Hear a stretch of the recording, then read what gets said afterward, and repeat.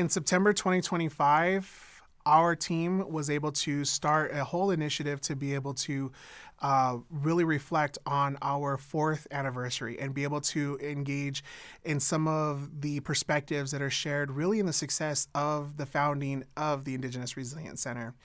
In this video that you are watching is the second in a 2-part series. This video captures an opportunity to have an intimate moment really with 2 co-founders of the center. Professor Toni Massaro, who serves as the executive director for the Agnes Nelms Howry program, as well as Dr. Karletta Chief, who serves as the director for the Indigenous Resilience Center here at the university. And so we are really excited to be able to present this video and really hear what it means to grow at a center, to be able to reflect for these 2 individuals to be able to reflect on really what it means to engage and be an ally in serving tribal nations across the southwestern United States, as well as being able to reflect on some of the great things that are happening within the center and really taking an opportunity to share in the efforts that are being made on behalf of the University of Arizona through the Indigenous Resilience Center. We thank you for your time and we hope that you enjoy this video.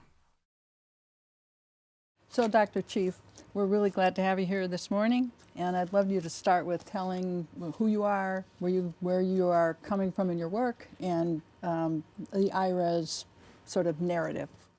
Thank you, Dr. Massaro, and good morning, everyone listening. My name is Dr. Karletta Chief, and I'm the director of the Indigenous Resilience Center at the University of Arizona.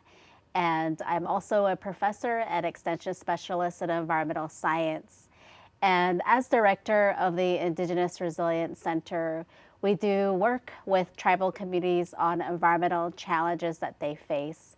And our vision is that Indigenous communities are leading the way in environmental resilience and meeting the environmental and societal challenges that they face. And I'm Toni Massaro. I'm the executive director of the Agnes Nelms Howry program at the University of Arizona.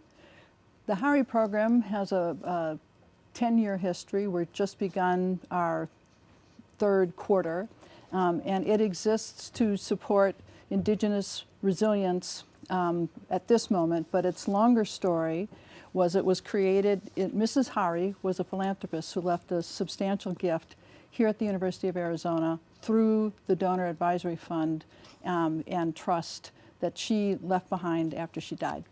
She was an heiress and she wanted to make a dent in the world's problems. Those who were vested with the responsibility of delivering that gift to the appropriate destination chose the University of Arizona, and it decided that one of the world's wicked problems, perhaps among the wickedest, is to address the perturbations that the planet is facing in the wake of climate change. And so that is how we began, was honoring Mrs. Howry along with the board in order to do this work. And they created the Howry program here at the University of Arizona. The Howry program has, since COVID, pivoted to exclusively directing its resources, its time, its energy, and its heart to advancing, in particular, Indigenous environmental resilience. Our reasoning was we saw and were taught about the disparate impact of COVID for tribal communities here and frankly across the globe. And we felt that in order to make a dent in the world's problems, we needed to focus and to address the urgent need here at the University of Arizona with the team that is so expert in dealing with those issues for our tribal communities. And so that's what we're doing now exclusively in the larger scheme of advancing a world that is better able to weather these changes in the world and on the ground for the communities that we exist to serve. We'll talk a little more today with Dr. Chief, and there may be other opportunities to talk a little bit about the Howry vision and how it dovetails with her own for the Indigenous Resilience Center, and why the Howry program we believe is unique in administering to the needs and the challenges and the higher values that the tribal communities represent in addressing their own climate challenges. So, with that a little bit lengthier than I'd hoped introduction, Karletta, let's turn now to questions that you might have about us. One that you have asked before, you've asked us basically, what is your funding philosophy? And I think we owe a lot of how that's been shaped, especially in these recent years, to you and to others who have educated us about how to be the best possible partners with respect to the ends that we want to serve. We have heard and have attempted to respond to our philosophy is we need to be nimble. We need to respond to the changes on the ground, like COVID, but more generally.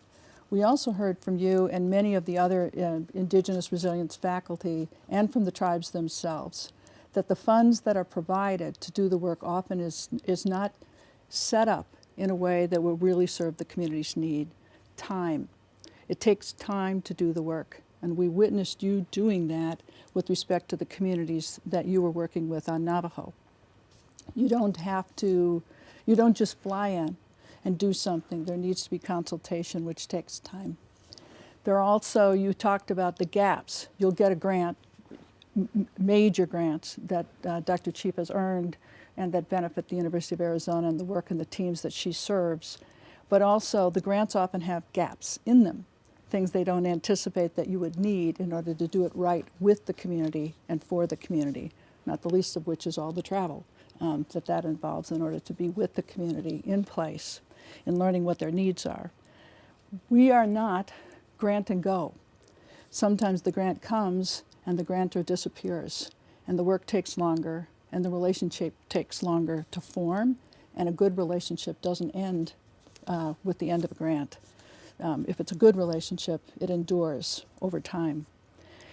Something else that we say everywhere, and we mean, we know we're not the knowledge holders. We exist to elevate the other voices and to determine what your objectives are. You know better, your team knows better, and your communities that you serve, and from which you have derived a lot of your personal knowledge, know better. We also have been trained, and this is something where IRES and others on campus are really good, is seeing to it that the researchers here are trained in the 4 Rs, that it's important when you work with tribes to respect, to reciprocate, to form relationships and to honor those values and to be in those relationships for the long haul. And we don't just give our money. We give our time. We are, I think, we're unique. We say we're a kumquat. We're neither apple nor orange. We're embedded. We're physically embedded in the University of Arizona.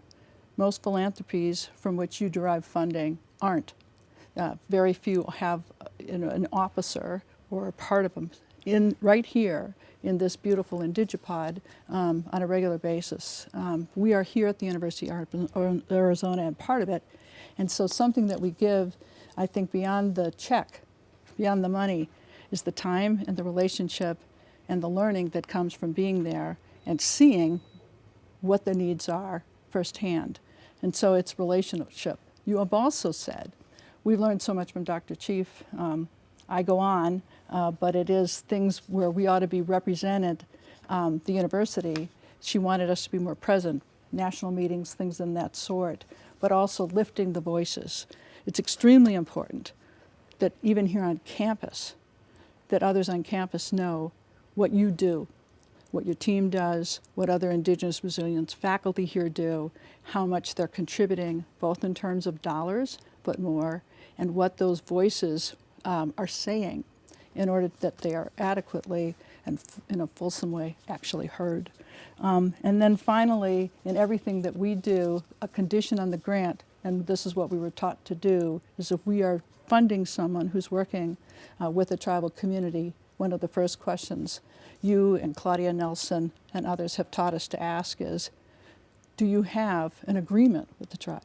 What steps have been undertaken in advance before you purport to come in as a researcher from the University of Arizona and engage with respect to a problem that they identify?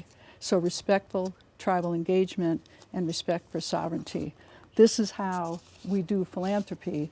And finally, we have attempted also with your guidance, Karen Francis Begay's guidance, many others over the course of the years have taught us that when you do this work, it's important that you are able not just to lift those voices, but to do it in an appropriate way, in one that can be heard, and to make those investments with those principles in mind, with you in mind, rather than ourselves. So that is the HARI vision, and it is in order to advance your vision and elevate your voice. And as I say, that our president, our provost, our donors, our faculty, that your faculty all know the importance of what you contribute. As our board has learned, they say with 85%, you've taught me this, of the world's biodiversity, remaining biodiversity being held by indigenous peoples, it's important for the whole planet to understand how to take care of that resource in a way that honors the land and the air and the water that everyone needs in order to live as well as thrive.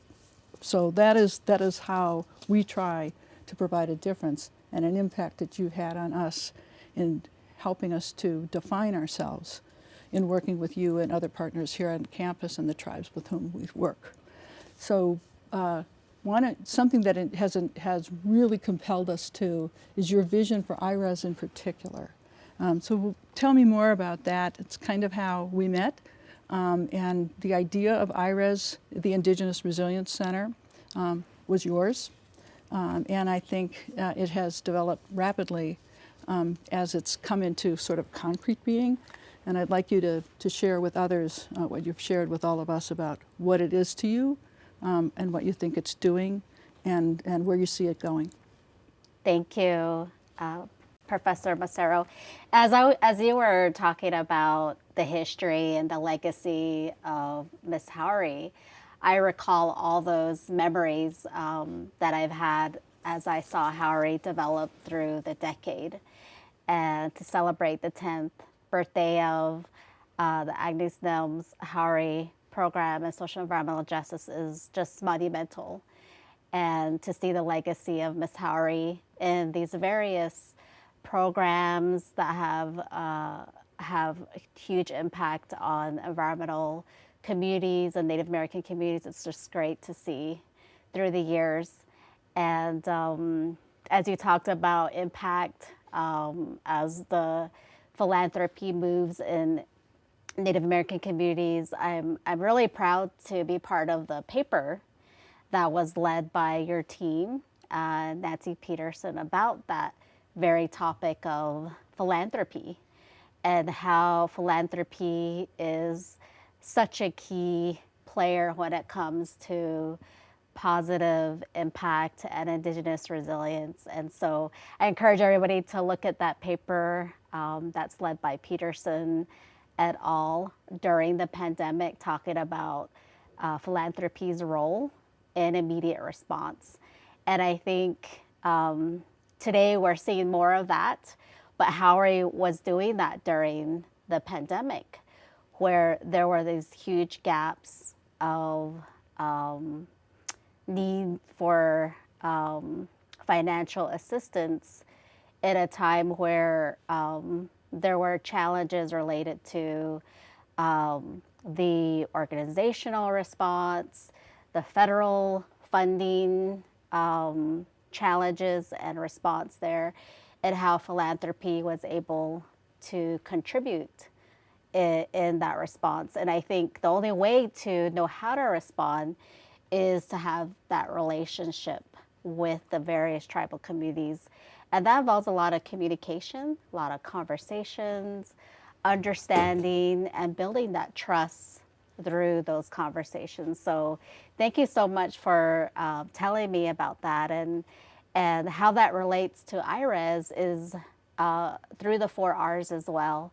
And similarly is having that relationship, building that relationship. So when I tell the story about how IRES came to be, I share that it's like a seed. A seed was planted through the Indigenous Food, Energy, Water Security, and Sovereignty NRT training program, where we were working with students, training the students on how to work with tribal communities and working with various tribes on these various projects, as well as many faculty and tribal colleges. And so that seed was planted. And so the question was, how do we continue from here? How do we maintain that commitment and continue this great work?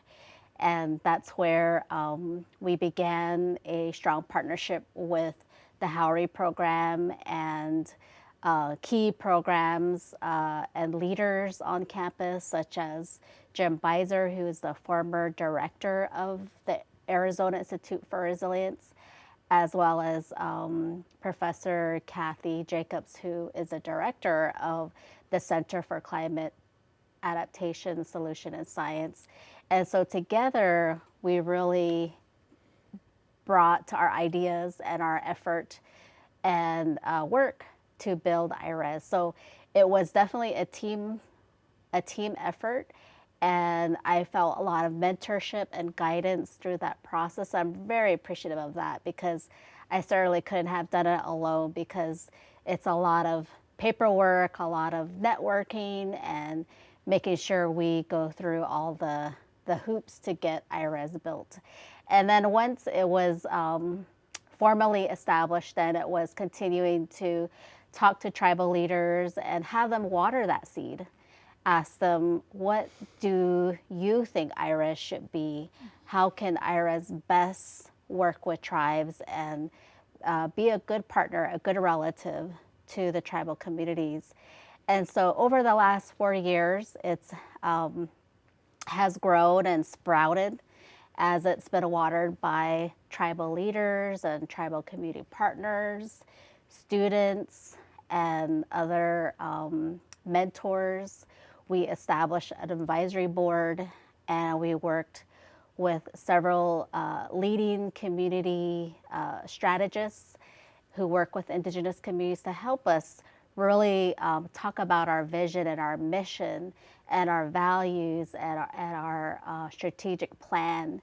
And during that time, building our team through the help of the Howry program to recruit leading faculty who do research with tribes, who already have those relationships and trust with tribal communities and have developed their research with tribes on a variety of major environmental topics that are important to tribes, such as traditional farming and using Indigenous knowledges, like you were saying, and really elevating that traditional knowledge and the biodiversity that exists in tribal communities.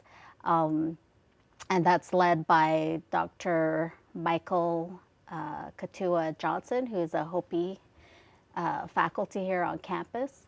And then Joe Hoover, Dr. Joe Hoover, who is in environmental science and is a leading researcher on decision-making tools and geographic information systems, and developing knowledge and maps and tools on how to characterize environmental pollution, such as air, water, and even how that transcends to important livelihoods that Native peoples depend on, like sheep. So he's actually has a tag, a locator on a sheep to see where they roam and where they graze on uranium contaminated lands, and how that impacts tribal communities, and see how we can develop tools around that and better protect tribal members, as well as finding ways to remediate those lands.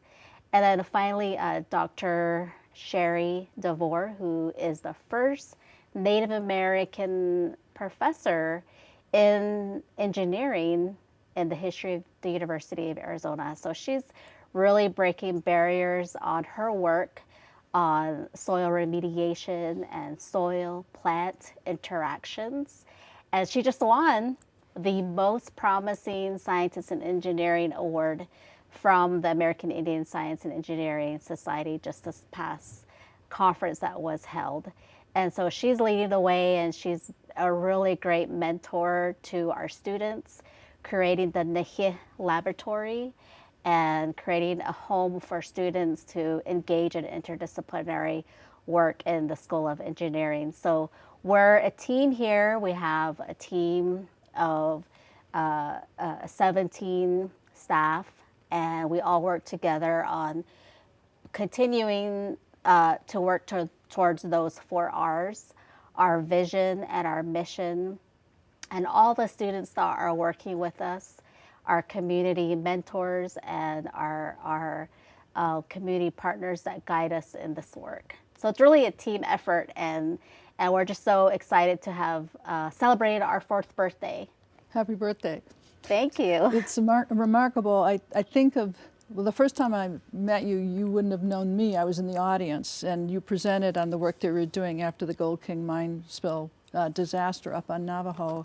And it was so compelling, and Harry invested, and that's what I think that work, and plus your relationship as Danae yourself with the tribe so long standing. When COVID hit, the university mobilized and wanted to help, but I will never forget that phone call. It was a 6-hour phone call, and we were on the calendar, but the U of A didn't get to speak until it was probably the 4th hour, and our team was led by Dr. Chief. There were quite a few, there was a flank behind them, and I was honored to even be on the call listening. But Dr. Chief spoke first in Navajo, and then in English, and in introducing the rest of the team. And it was, even though we couldn't, it wasn't a Zoom call for me, it was just literally on the phone, but the difference in the responsiveness and I think the trust that you'd built up from the folks on Navajo, the leadership, the U of A was perceived at that point as there to do what they needed. And I'll never forget it. It was the opening. That group you're talking about was that we became part of WAC-G. You're right, all the right people were at the table trying to solve a problem. And Harry was really honored to be there to listen and see where those gaps were and act in. But I want you to know that the Harry team, continues to be at those meetings these years later because of that introduction and because of their confidence in U of A because of you. And then we've been working hard to prove that we can continue to be that partner to them. It was remarkable that the team put together was 59 transitional water sites for these off-grid homes in a pandemic where the words were, wash your hands often. And these families, intergenerational households, were having to travel hundreds of miles in order to get the water that they needed just for the families and their animals and the community. It would not, the relationship then, as much as we wanted to help, I don't think we would have been possible without your leadership. And that wouldn't have been possible if you just had arrived yourself. That there was that history, and we still benefit from that as part of the U of A team, not the parachute in and try to help in a crisis. Mm-hmm. So I think that article, which the assistant director, Nancy Peterson, was the person who thought we ought to spread the word. There were multiple co-authors. And our point was, this is a model of how a community that wants to solve a problem together can. The Indian Health Service and these relationships haven't always been good. And everybody was there to do good, to do the same good, and to do it together. And so we were glad to be a small part. Their principal point person, Dr. Crystal Tully Cordova, has become someone to whom the Harry program speaks once a month. Again, the point that it's about continuity, and she continues to let us know needs that the tribe has where Harry can be of assistance, convening to continue to talk about the water compacts and issues that they face and so on. And so again, it's really, that's unique, but wouldn't have happened without the team.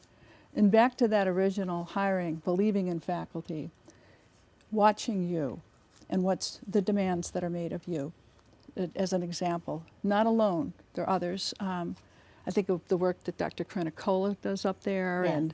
and which is worth mentioning. But all of this taking time, when all is said and done, as remarkable as you are, which is extraordinary, there's only one Dr. Chief, and you have a family and other commitments that are higher and fundamental to you.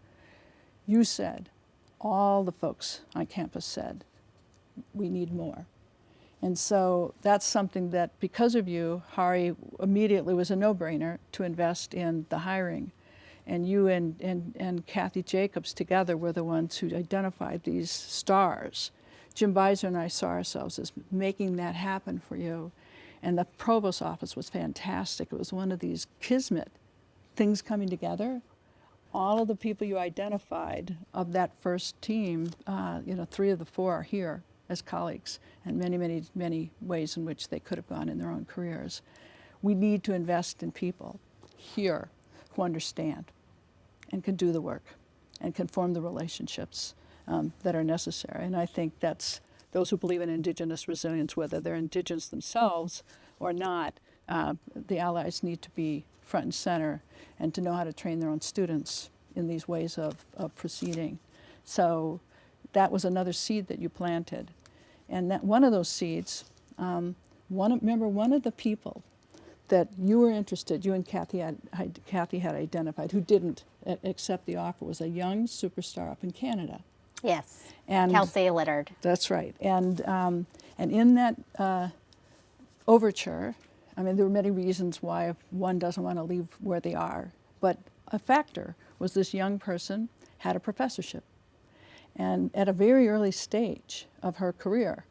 And I remember you saying, I try to remember everything that you say, but was, we need to have, the First Nations in Canada are ahead of us on some of these things that the United States needs to understand, and that was one. And so Hari heard you, and that's what we're here to do. And so over time created this endowed professorship honoring Mrs. Hari, but from your understanding and ours, it is the first endowed professorship at an American university that's dedicated to Indigenous resilience. And it's quite thrilling, Dr. Chief, that you are the inaugural holder of that endowed professorship. We are at the same time building a second one because we understand that one's never enough, and that more people like you to work with you together on these issues need to come. And for that we need resources, and we need elevation of the importance of what they do. And that's what the professorship, in my mind, can do. It's something that can enable us to better recruit the best and retain the best. I don't want to know, and you know I don't want to know, how many other things, how many times your phone rings, right? Many people many universities would benefit from your wisdom and your experience, as well as the whole team, Dr. Johnson, Dr. Hoover, Dr. Kronicola, and DeVore was in demand everywhere. I want the University of Arizona to lead, not just out of competition, but because of where we are and what we owe as a land-grant university. And we're not going to get that done without the best faculty to do it. I also want to give a shout out, if you would, to Danny Sestiaga, because that too was part of making IRA's start go. So tell me a little about your assistant director. Yes, the IRA's assistant director is Danny Sestiaga Jr., and we're just so honored and thrilled to have Mr. Sestiaga as a leader here at our center. And when he was first mentioned to us in his application, he was definitely a star because he had worked with tribal colleges. He was a leader in the University of Arizona Alumni Association. He had deep roots in his own community in Quechan in Yuma, Arizona. And he was a leader as well in both the university, tribal college, and his tribe. And so I knew that he was the perfect fit for IRES because he had such deep roots and networks and collaborations across the communities that we were interested in. And so far he has proven outstanding accomplishments in his own work here at IRES and has definitely been one of the major reasons for how strategic we have been in our work, in our plan, as well as our outreach, and also being careful on how we engage with tribes and how we mentor our students, because we want to make sure that we're always respectful, always being a good relative, and always listening. One of the things that I always tell my collaborators in training them and working with tribal communities is that we don't need to always speak and fill the blank spaces, but to be able to listen. And that's where a lot of the collaborations and the trust building happens, is when we listen. And that's one of the main things we incorporate in our research approach as well. In the Gold Key mine spill, as you mentioned, we did listening sessions all across the communities to listen and understand what's going on with the spill, how is it impacting the farmers and the families, and what can the University of Arizona and their university partners do to help in such an emergency situation. You know, it's worth noting, you talked about the spectacular award that Sherry DeVore just received from ACES. You also were a recipient of those major awards from ACES. But the center was just given an award here on campus as basically the top center at the University of Arizona. And a theme that definitely came out in conferring that honor on it. It's not just that you're listening to external communities, but internal communities.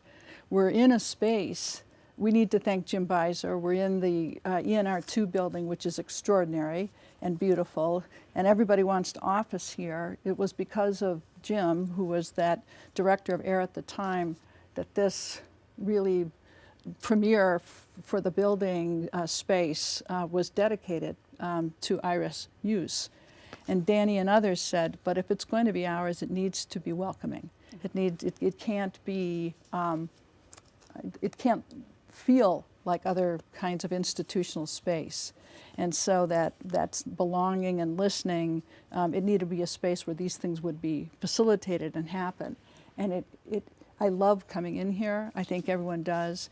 And I think Danny and your team, all of them have a particular instinct for the pathways at the University of Arizona, making a space that the students want to be in, and that feel welcome here as well, not just from the art and the shape of it, but also who's here for them.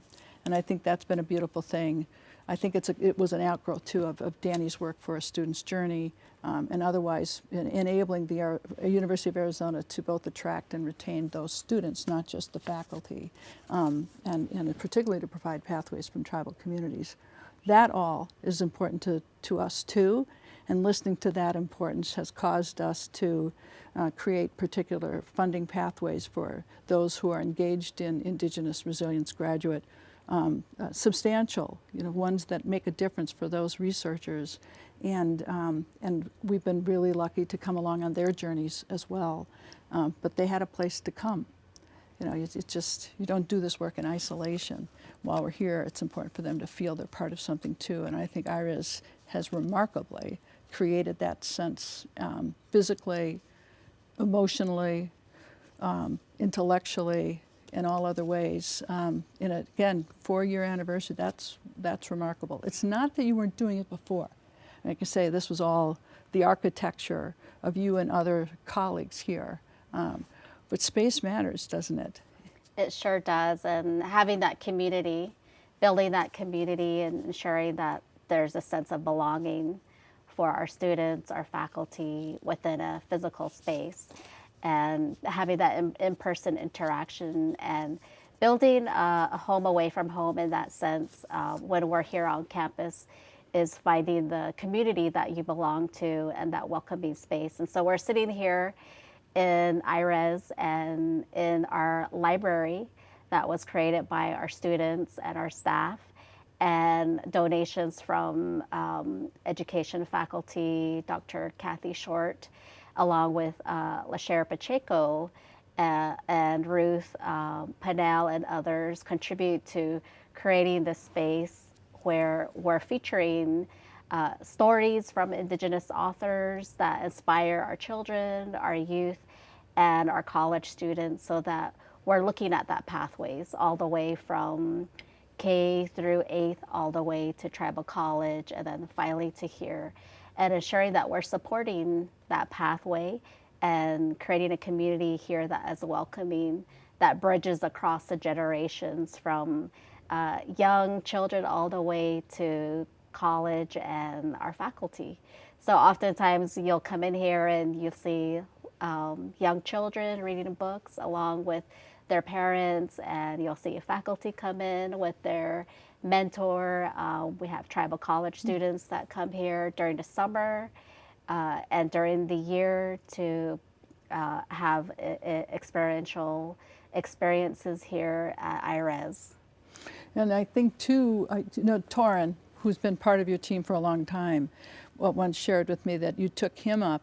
And it's not just that we create these spaces here, but that you have taken folks back to the tribal lands and to see what the difference is and why it matters. And I think they spent the night in a hogan. Yes. And for him, this was incomparable. And I think it had quite an impact on him and the whole team. We also have supported students going to see Dr. Johnson, who is a Hopi farmer, on his farm, and spending time there and seeing that sort of arid agricultural techniques on the ground and in situ, if you will, right in place. I think that's a lesson that we can teach not just to students but to researchers and to staff working on these issues, that is about the importance of place. It's not just theoretical. It's creating better spaces here, but also going to the spaces and seeing in place. It's like I said about this was also really stuck with me in thinking about those solar-powered nanofiltration units that you and Vicki have put on Navajo. And talking to her about the project once, and she said, you don't just take one of these and leave it. You have to go. You talk to the community, but also it has to be adapted. Navajo's so big. To the particular community and the soil and the pitch of the land and all of that. Otherwise, the engineer has no idea what they really need and how it's going to work there. What more do we need to know and operationalize in order to see to it that in everything we do here at the U of A, what you hope we're doing is happening? That you haven't already. I mean, it's a lot in what you've already said, but it's your vision we're trying to follow, yours and your colleagues. Yes, and I think part of that learning is remembering that what University of Arizona does best is build those relationships with communities. We go on and off campus. We're transcending our boundaries as a land-grant university, and that's how we can learn best, is when we take our knowledge and go off the campus and learn and gain knowledge from our community. So it's a bidirectional learning that's very immersion-based. And in order to find those opportunities in which we can have those immersive experiences built on long-based, trust-based community relationships, where we're not just dropping into some community uninvited, but we're actually being invited to spend the night in a hogan. So that's not something that comes often or just by reserving, although you can reserve a space in a hogan. But actually that was Dr. Crystal Tuli Cordova's dad, whose hogan we slept in. And it's through those immersive experiences that you really learn about the community, you learn about the challenges by experience, and that really inspires and motivates and creates those opportunities to problem solve and co-design together. So at IRES, we really believe in co-design, which can only happen when you have those immersive experiences and you have those conversations in those communities. And that's where we learn about the challenge. We have those conversations about what can we do, what are the data that we need, what is the knowledge we should focus on to come up with the solutions. And we believe that those solutions are in the communities already, and through partnerships that co-design occurs. So in our center, we really aim to have those immersive experience, because even though I'm Native American, I'm from the Navajo Nation, I don't know every tribe that's out there. So I also have to learn. I also have to go into the communities and have those immersive experiences that are guided by tribal leaders and tribal mentors and practitioners who are there. And so Danny Sestiaga Jr. is the one who often leads that, along with Torin Anderson. And so if you have ever hear about those opportunities, you're always welcome to join us and have those immersive experience in tribal communities. You had encouraged us to get active with ACES and to personalize that magnificent teaching you do. And also I want to say something to the humility. I mean, it's when you say one needs to listen, it isn't just, you're not just telling others, you model it in everything that you do. And you don't assume you know. Even when you're teaching something you clearly know. It's really elevating, and it's a very powerful form of teaching. But we went together to that ACES, and you had your daughter was in a stroller, and I wasn't sure which things to attend and what not to attend. Nikki, Crystal's sister, Tuli Cordoba, gave me a list of things to do. You must do this, you must do that. But I remember the day we spent where it started with the sunrise ceremony, and you were there, and we went until the powwow. And then eventually you were walking Alila back to the room and talking. It was a whole day, and the Sequoia breakfast, and being part of that.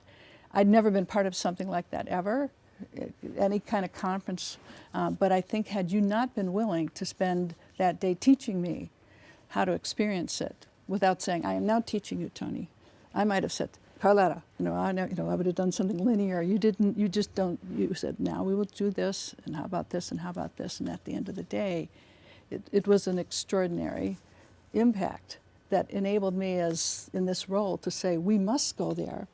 I understand her reasons, and we must have other people have this opportunity, students, philanthropists. Our board member, head of it, just went and I think was transformed by it.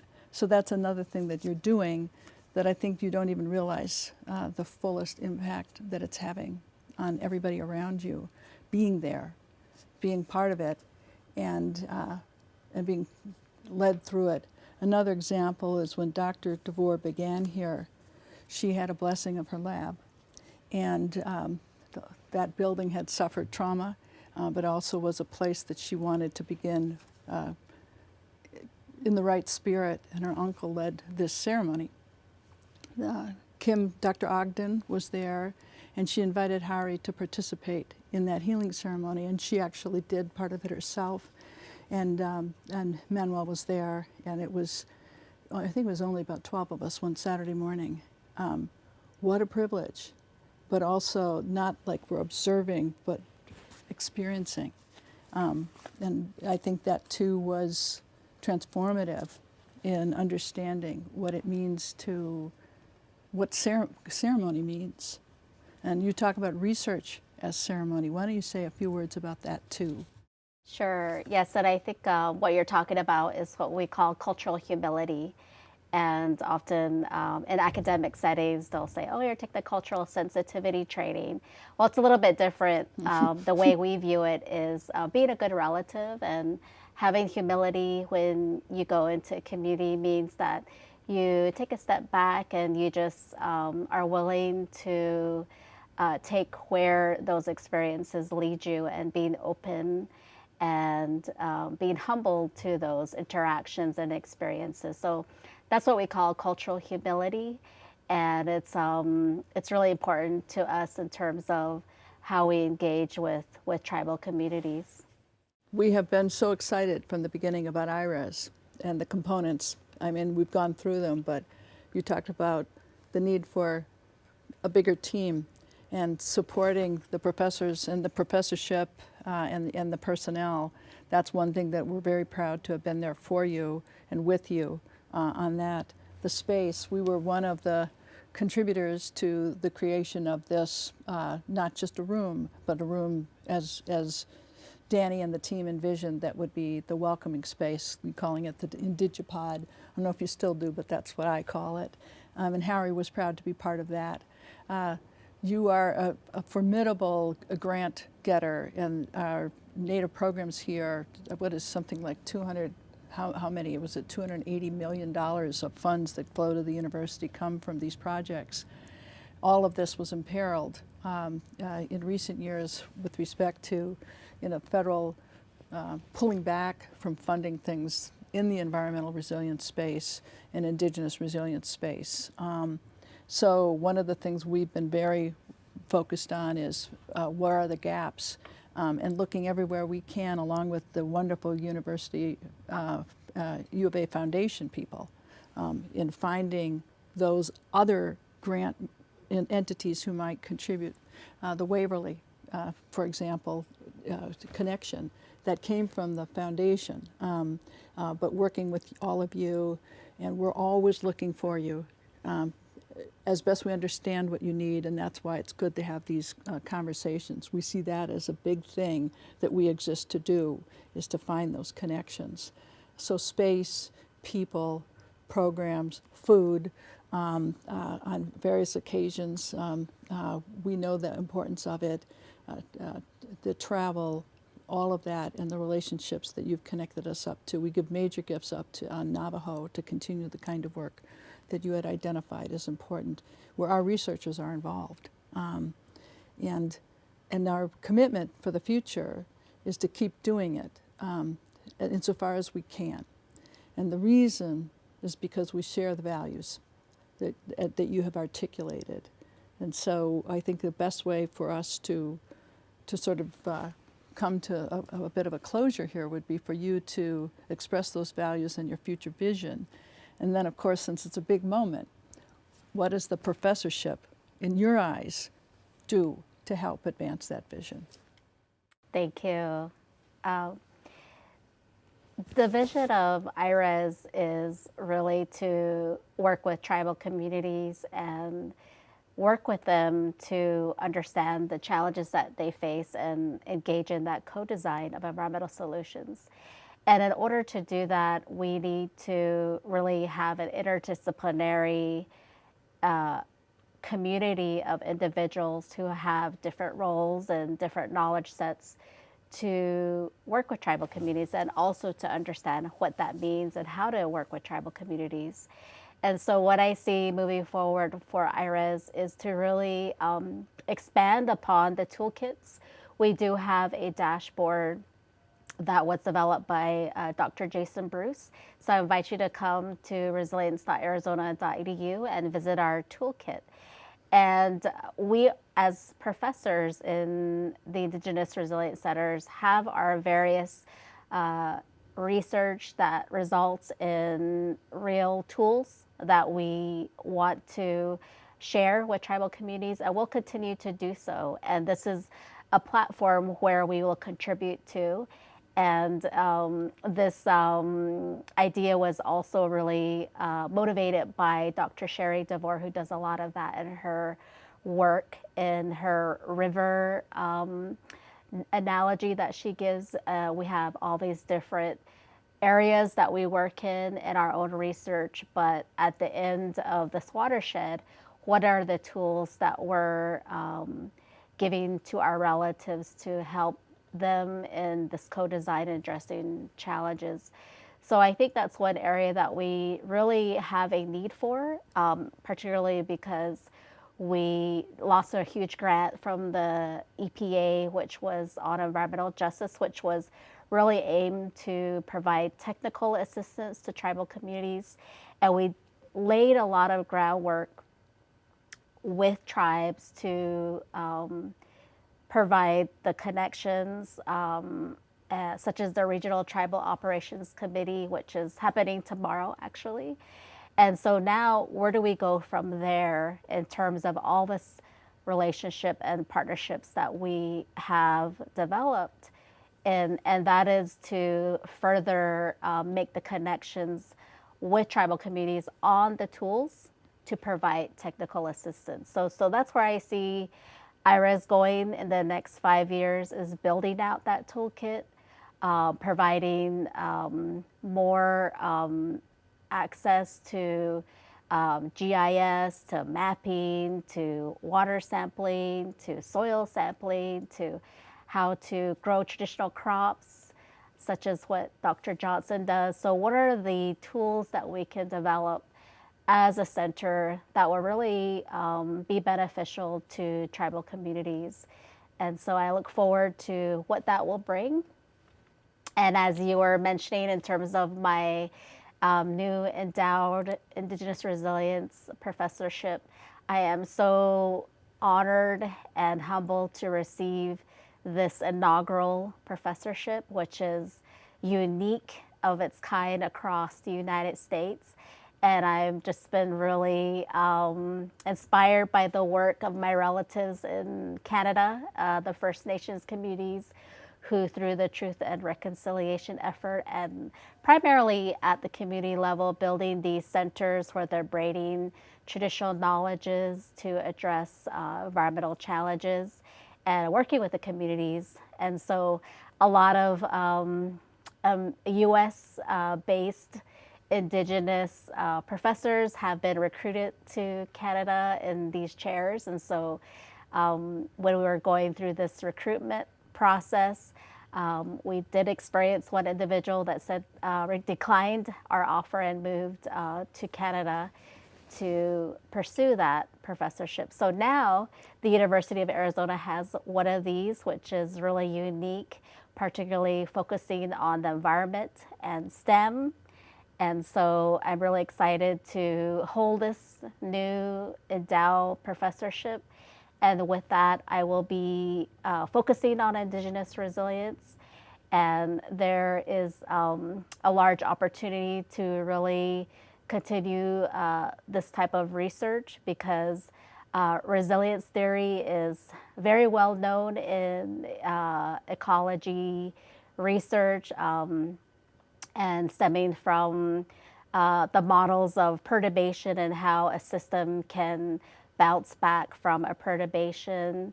But for Indigenous communities, I think that resilience is very different, in the sense that for Indigenous resilience, we're really talking about our connection of an individual to community, to their culture, their language, and their history that contributes to their resilience. And so when you talk about environmental resilience, it really does connect to the community and their culture and their language.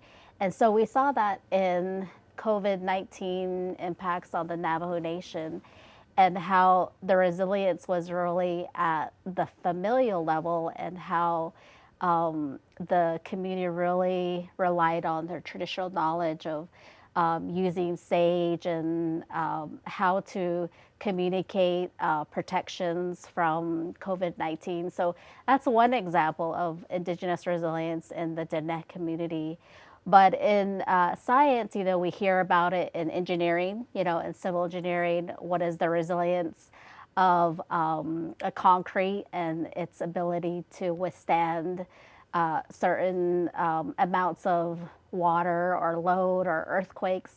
But for Indigenous communities, I really refer back to Marion Kickett's definition, meaning that our resilience really comes from our ancestors, and being able to persevere through racism, oppression, different types of environmental conditions like drought, flooding, but then to persevere and come through those catastrophic events, but to still be here and to be thriving in today's dominant culture.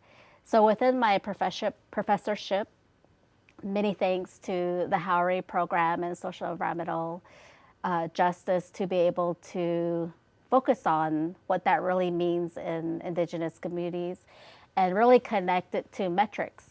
What are the things that we need to measure in terms of how we can contribute to Indigenous resilience? And I'll be focusing on the food, energy, water nexus and continuing to collaborate with my partners on campus, such as Vicky Carnicola and Joe Hoover, Michael Johnson, Kelly Simmons Potter, Barat Kasera on the Fuse Nexus. And in addition to that, I'm really excited to see IRES's leadership in the Native Fuse Alliance. We are in our 5th year, and we have 30 tribal partners and organizations who work with us alongside American Indian Higher Education Consortium. And so IRES will continue to lead that in that hub model where we'll continue to do that work in the long term, and we'll be carrying those programs forward. So I encourage everybody here who's listening to visit our website, and we do have a seminar series called Native Voices in STEM. So every month we invite a researcher, a community partner, a student to come and share about their work in Indigenous communities, and a platform to not only share best practices, but also to mentor the next generation of environmental leaders to work with tribal communities. You mentioned transdisciplinary or interdisciplinary work, and we talked earlier about Jim Beiser and helping you with us together to create this vision for you. The Arizona Institute for Resilience is part of that gathering, and we are part of it here, and we owe a lot to Dr. Sharon Collins, who's the current director, and the assistant director, Liz Pedersen, for their vision and their inclusion and their listening. There are several, like you said, Kathy Jacobs' work and others here. There are things where they can come together. And in this building, you can't see it, but it's an extraordinary building that emulates the Slot Canyon. And water conservation is part of how it was constructed. But again, leadership matters. And the quality of the leadership we're getting from Dr. Collins and Liz Pedersen has really been helpful. And they do not assume they understand. But I know that their capacity is huge, and their appreciation of IRES parallels ours. And so we're really grateful that you're located here, that this is your space, and that they're here, and that Harry, our office, is also here. So thank you for that as well, and for everything. So hello world, this is the Agnes Nelms Hari Endowed Professor in Indigenous Resilience, first of a kind, Dr. Karletta, Chief. And thank you so much to Hari. I'm so honored, and I look forward to what I will be able to do alongside my collaborators and community, and just really proud to be a member of the University of Arizona community. And like you were saying, AIR provides that transdisciplinary collaboration that is allowing us to meet others and collaborate with others outside of our department, but also with the support of the University of Arizona, like the SPIFFy program, the provost and the president, all contributing to allow us to do the great work we do with tribal communities, to get off campus and into tribal communities and do this type of amazing work we are able to do alongside our tribal partners. As we said in the midst of COVID, that together we can do more, and we must do it together. So thank you for that too. Thank you.